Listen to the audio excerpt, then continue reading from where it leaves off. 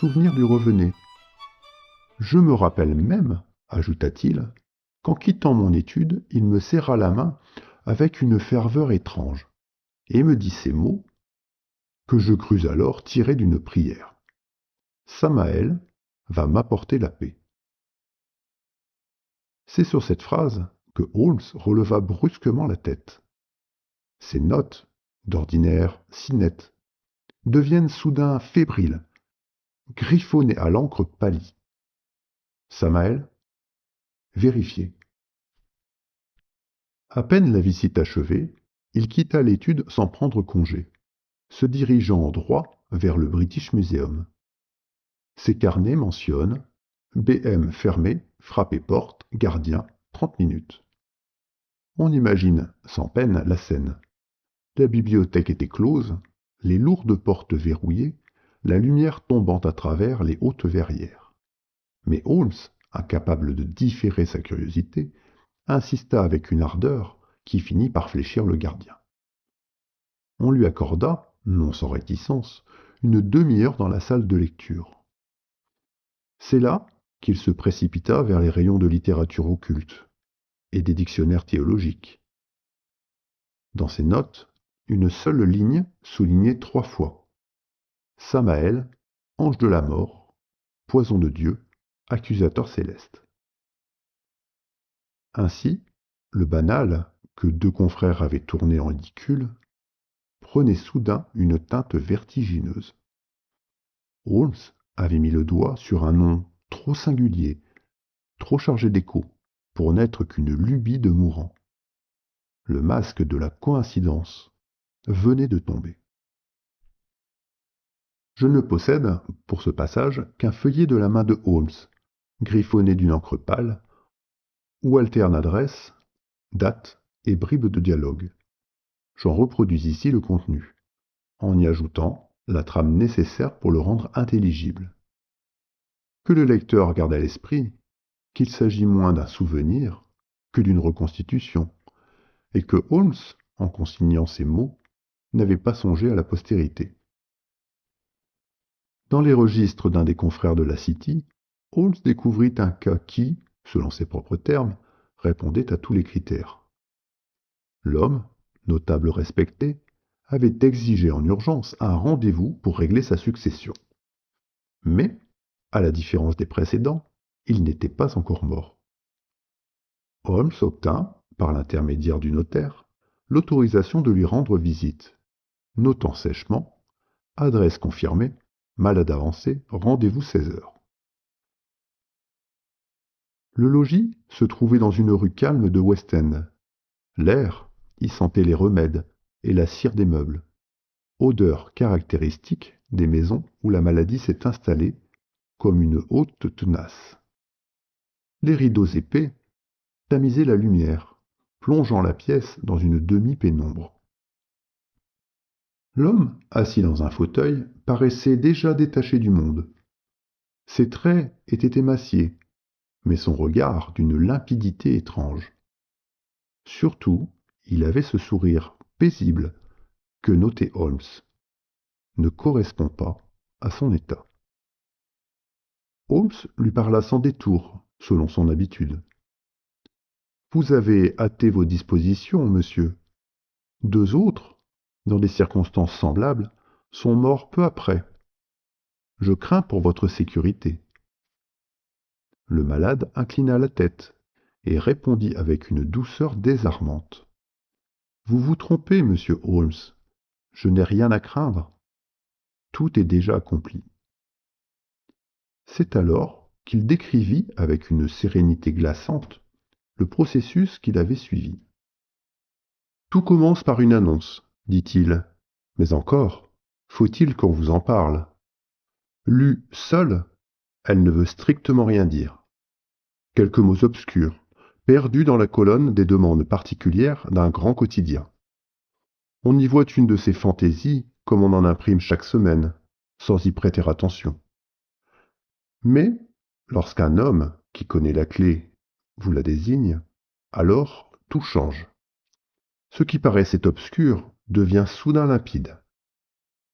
Holmes avait noté dans son carnet la formule exacte, que je transcris ici.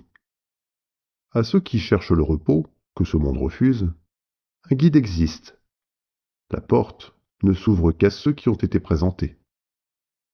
Voyez-vous, poursuivit-il, sans explication, ces mots ne sont que du verbiage. On les lirait en souriant ou en tournant la page. Mais pour qui souffre ou pour qui désespère, la confidence d'un ami leur donne un sens irrésistible. C'est un ancien client qui m'a dit « Lis bien, là, c'est pour nous ». Il m'a révélé que ces lignes sont la voix de Samael et que seule une présentation parrainée permet d'aller plus loin. Sans cela, nulle réponse. Holmes griffonna en marge, cooptation indispensable, relais humain. Le malade reprit avec le même sourire apaisé. Ensuite vient la rencontre. Pas une entrevue ordinaire, ni un rendez-vous marchand. On vous fixe un lieu sombre, retiré, un bureau à l'abandon, un entrepôt vide, un salon discret après la tombée du jour. Là, vous trouvez un homme qui vous écoute sans rien dire. On croit d'abord qu'il va refuser. Il faut presque le supplier, lui demander avec insistance de consentir. Et ce refus apparent, monsieur Holmes, est la preuve même de sa droiture. Un assassin avide accepterait d'emblée. Lui se tient comme un prêtre sévère, qui exige de sonder la sincérité de votre supplication. Holmes nota simplement supplication, refus apparent égale légitimité. Puis, lorsque vos paroles l'ont convaincu, il incline la tête. Alors seulement, le pacte est conclu. On dépose la somme convenue, qui n'est pas tant un paiement qu'un gage de sérieux. Il ne fixe ni jour ni heure. Il dit seulement « La paix viendra sous 10 jours ». Et il s'efface. Vous rentrez chez vous avec ce délai en tête, comme si une ombre vous accompagnait déjà. Certains trouvent la paix dans l'attente, d'autres dans la certitude que rien ne le surprendra plus. Mais tous reçoivent ce qu'ils ont demandé. Le malade parlait d'une voix douce, presque fervente. Il ne décrivait pas un crime, mais une liturgie.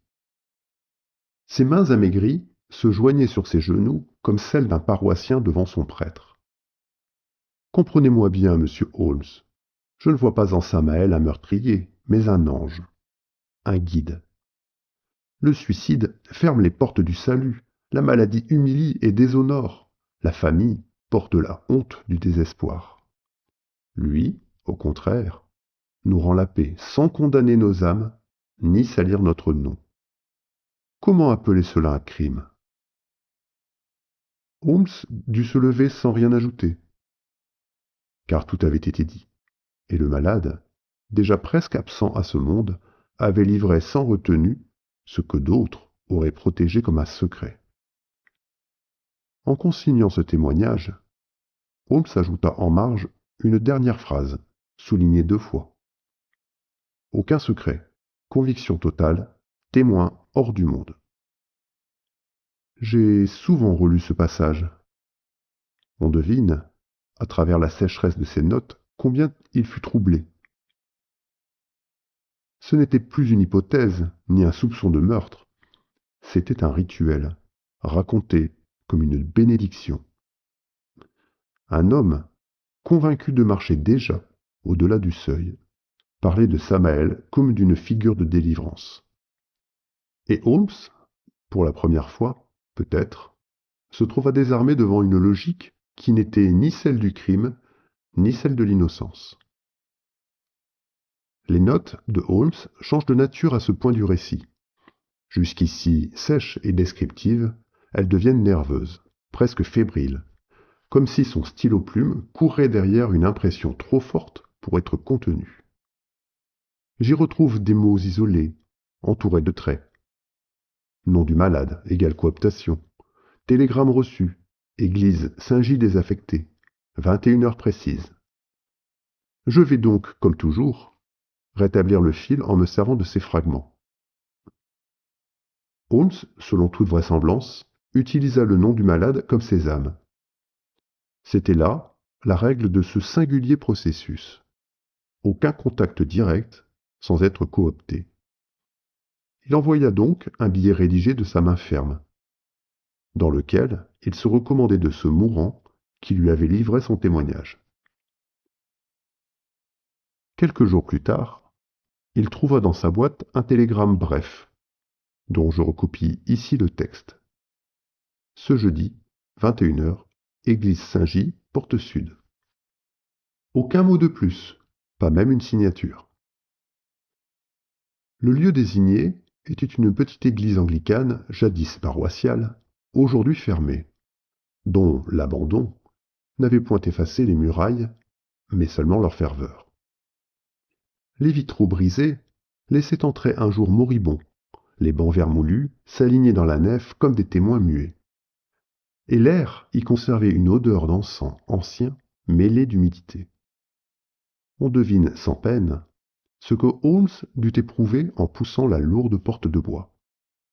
Il entrait dans un sanctuaire vidé de son culte, où une autre liturgie, plus sombre, avait trouvé asile.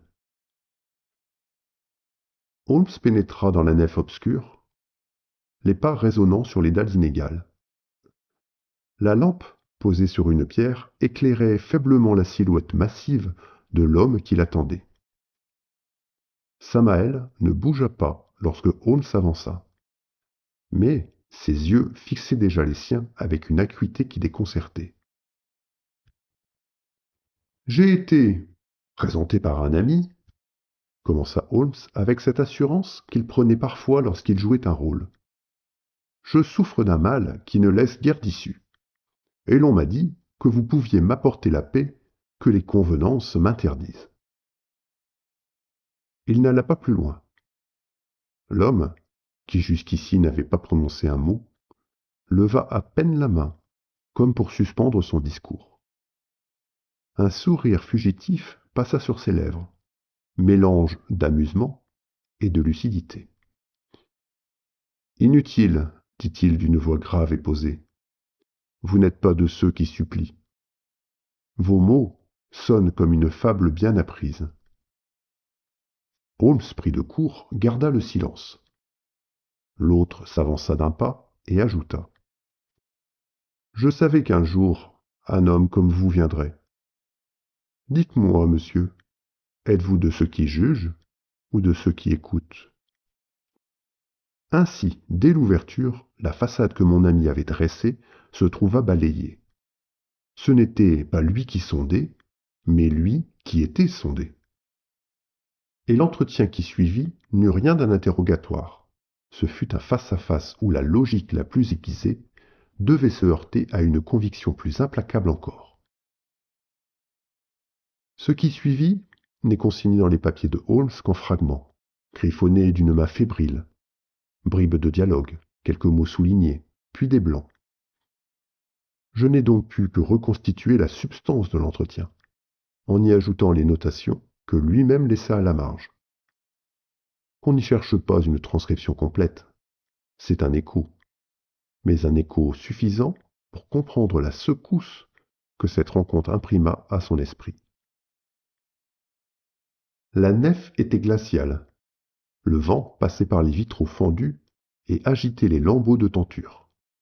Chaque phrase résonnait dans la pierre comme une sentence. Holmes se tenait droit, son chapeau à la main, les épaules raides, et quand il parla, sa voix claqua avec une dureté que je ne lui connaissais guère à cette époque. Quoi que vous prétendiez, monsieur, vous êtes un assassin. Peu importe que ces hommes vous supplient, vous mettez fin à leur vie. C'est un crime que ni la loi ni la raison ne sauraient absoudre. Samael ne broncha pas.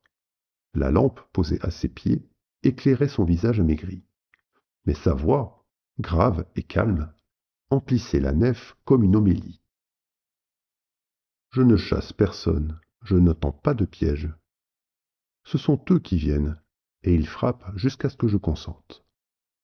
Ça n'est pas moi qui décide de leur mort. C'est leur détresse qui l'a déjà décrétée. Moi, je n'accorde que la forme et le moment. Holmes avait serré le poing sur sa canne.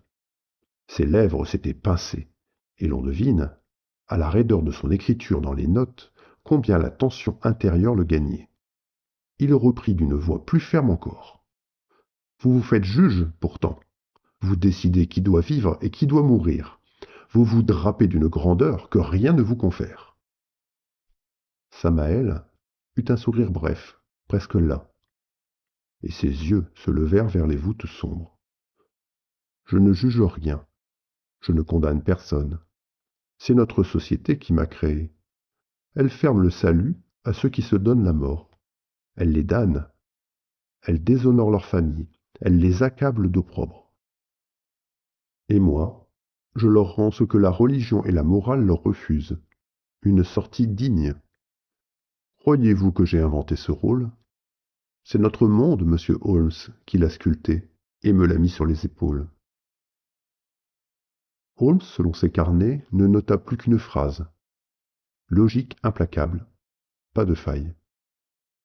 J'imagine son silence, ses yeux fixant le sol, son esprit cherchant un angle d'attaque et n'en trouvant aucun. Samael, malgré la toux qui lui secouait la poitrine, se redressa et conclut d'une voix qui couvrit un instant le sifflement du vent. Vous ne pouvez rien. Je mourrai bientôt moi-même, car la maladie a déjà posé sur moi sa main. Mais tant que je peux aider, j'aiderai. Ni vous, ni personne n'y mettra fin. Holmes ne consigna plus qu'un seul mot, isolé sur la page. Impuissance. Je n'ai, pour clore ce récit, que des pièces brèves, mais parlantes, retrouvées pliées dans la liasse intitulée Samael. Elles tiennent en 3 feuillets, un télégramme, une lettre et un reçu jauni d'un prêteur de Tottenham Court Road. Le télégramme d'abord, copié au crayon sur un formulaire quadrillé et conservé par Holmes comme il gardait parfois trace de ce qu'il jugeait devoir rester discret. J'y lis, de sa main nette, « Votre intuition était juste, l'affaire est close, d'une certaine manière. Nulle action nécessaire, je salue votre clairvoyance. S.H. » Ces mots concis en disent peut-être plus que bien des rapports. Holmes, d'ordinaire avare de compliments, reconnaissait là l'instinct d'un homme discret que ses confrères avaient raillé. Il n'expliquait rien, il rassurait, et selon sa coutume, se retirait. Quelques jours plus tard, une enveloppe au papier crémé porte l'entête d'une étude de la City et renferme une lettre polie, où je révèle cette phrase. Vous m'avez ôté un poids de l'esprit, monsieur Holmes. Je n'osais plus me fier à mon propre jugement. Permettez qu'en retour, je joigne une modeste gratification en reconnaissance de votre vigilance. L'enveloppe avait contenu effectivement une somme, ni considérable ni dérisoire, suffisante, en tout cas, pour un achat dont la trace figure au 3e feuillet. Ce 3e feuillet est un reçu bleu, à l'encre passée, au nom d'un prêteur sur gage de Tottenham Court Road. Il porte en grosses lettres anglaises l'annotation sommaire Violin Old, Kesworth. Et, au bas, la somme réglée, 55 shillings. J'imagine sans peine la scène, que j'ai d'ailleurs relatée ailleurs. Mon ami, passant devant une vitrine étroite encombrée d'objets abandonnés, aperçoit un instrument poussiéreux. Son œil, qui n'avait rien d'un profane en matière de lutherie, y reconnut d'emblée la main d'un maître. Le marchand, ignorant ce qu'il possédait, en demanda le prix d'une bicyclette d'occasion. Holmes, sans marchander, paya et sortit, tenant sous le bras ce qui devait devenir l'un de ses rares véritables trésors. Parmi les dernières lignes, que j'ai retrouvées dans ses carnets, une note se détache par sa sécheresse. Elle dit simplement « Aucun mandat possible, pas de preuves matérielles, pas d'acte de contrainte, Commanditaire volontaire égale complicité impossible à établir. Justice impuissante. C'est là toute la lucidité de Holmes. Il savait qu'un homme comme Samael ne pouvait être atteint par la loi. Les victimes elles-mêmes étaient les instigateurs. Les familles ne réclamaient rien, et les notaires, lorsqu'ils soupçonnaient quelque chose, se taisaient par crainte du ridicule. Rien, en somme, qui permit d'agir. Ni arrêt ni procès, nota-t-il encore, le rôle dépasse l'homme. Cette phrase, qui clôt l'alias, est d'une logique glaciale. Elle montre que, même troublé, Holmes n'avait pas perdu la rigueur de son esprit. Samael n'était pas absous, mais il était de fait intouchable. Et pourtant, ce constat froid n'empêcha pas que la rencontre eût laissé sur lui une marque. Car s'il avait conclu que ni le tribunal ne pourrait jamais juger Samael, il n'en demeurait pas moins qu'un homme, une voix, une silhouette malade et imposante, s'était dressé devant lui comme un miroir de ses propres limites. Ce jour-là, Holmes ne gagnait pas, mais il ne perdit pas non plus. Il découvrit seulement qu'il est des logiques que ni la science ni la loi ne peuvent réduire. Je crois qu'il en garda une cicatrice intérieure, invisible mais tenace, et qu'elle contribua, avec d'autres, plus tard, à forger l'homme qu'il devait devenir. Je me suis souvent attardé sur ce faisceau de signes. Un télégramme qui loue la clairvoyance d'un modeste notaire, une enveloppe de remerciements contenant quelques billets, et ce reçu, témoin d'un achat à peine croyable, qui fit entrer dans la vie de Holmes ce Stradivarius dont les sonorités emplirent nos soirées de Baker Street.